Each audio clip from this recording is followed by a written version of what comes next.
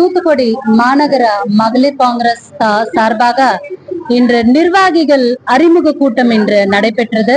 எங்களுடைய புதிதாக நியமிக்கப்பட்டிருக்கக்கூடிய இந்த மாவட்டத்தின் மாவட்ட தலைவி பிரீத்தி பெர்னாண்டோ மற்றும் அவருடைய சார்பாக இங்கு நியமிக்கப்பட்டுள்ள அத்தனை உறுப்பினர்களுக்கும், மாவட்ட துணைத் தலைவிகள், பொதுச் செயலாளர்கள், செயலாளர்கள் மற்றும் துணை செயலாளர்கள் என அனைவருக்கும் தமிழ்நாடு மகளிர் காங்கிரஸ் சார்பாக வாழ்த்துக்கள்.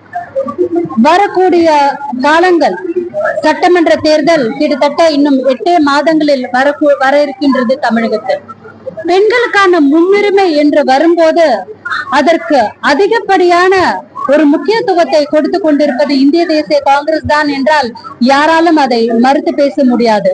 இந்த நாட்டிற்கு முதல் பெண் பிரதமர் இந்திரா காந்தி ஆகட்டும், அல்லது முதல் பெண் ஜனாதிபதி பிரதிபா பாட்டீல் ஆகட்டும், அல்லது முதல் பெண் கவர்னர் பாத்திமா பிவி ஆகட்டும், அல்லது முதல் பெண் லோக்சபா ஸ்பீக்கர் மீரா குமாரி ஆகட்டும் என்று பெண்களை ஆட்சி கட்டிலில் வைத்து அழகு பார்த்தது இந்திய தேசிய காங்கிரஸ் தான். பஞ்சாயத்து ராஜில் பெண்களுக்கான 50% இடஒதுக்கீடு, பெண்களுக்கான முன்னுரிமை என்று அனைத்தையும் காங்கிரஸ் கட்சி கொடுத்தது. ஆனால் மத்தியில் ஆண்டு கொண்டிருக்கக்கூடிய பாஜக அரசு என்ன செய்கிறது? எங்களை ஏமாற்றுகிறது. சட்டமன்றத்திலும் பாராளுமன்றத்திலும் பெண்களுக்கு 33% இடஒதுக்கீடு என்ற மசோதாவை பாராளுமன்றத்தில் நிறைவேற்றிவிட்டு அதை அமல்படுத்த இந்த பாஜக அரசு மறுக்கின்றது.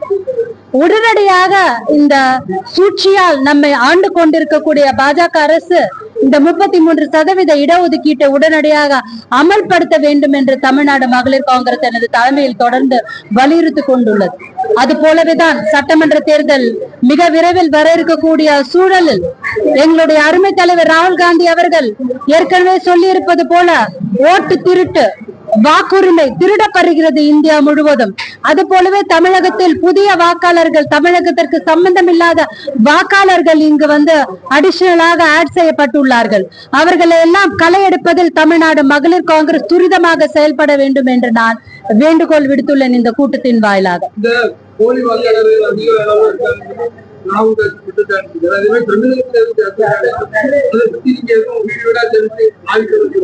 ஏற்கனவே தமிழகத்தில் நம்மளுடைய முன்னாள் மத்திய அமைச்சர், தமிழகத்தை சார்ந்தவர் திரு ப. சிதம்பரம் அவர்கள் தன்னுடைய எக்ஸ் வலைதளத்தில் இது பற்றி குறிப்பிட்டுள்ளார்.